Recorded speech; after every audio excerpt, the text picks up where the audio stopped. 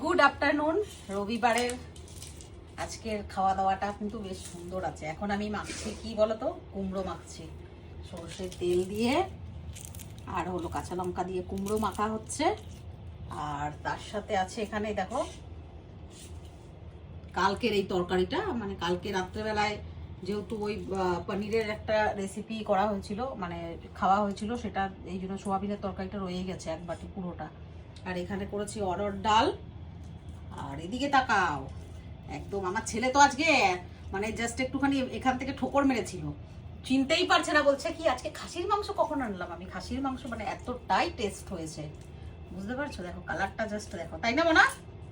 Confuse হয়ে গেছিলি না?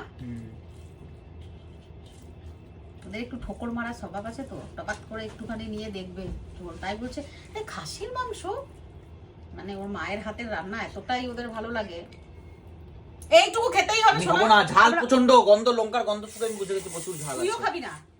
তোমরা দেখলে তো প্রচন্ড ঝাল হয়েছে আজকে, লঙ্কার গন্ধ শুকে বলে দেওয়া যাবে। দেখো খাবে না তাহলে মাংসটাও খাবি না, এই ভাতটা আমি খাবো, ততক্ষণ বসে থাকবি তোরা।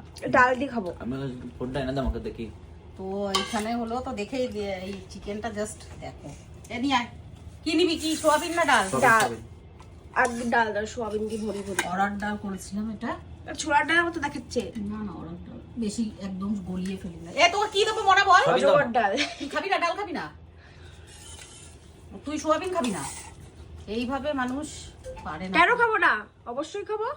এদেরকে প্রচন্ড নাটক, এদের প্রচন্ড নাটক। বাস। আর আমি খাবো আগে কুমড়ো দিয়ে। চিকেনটা জাস্ট একটু দেখ গুগল, চিকেনের কালারটা কি দারুণ হয়েছে চিকেনটা, তাই না? এবার খেতে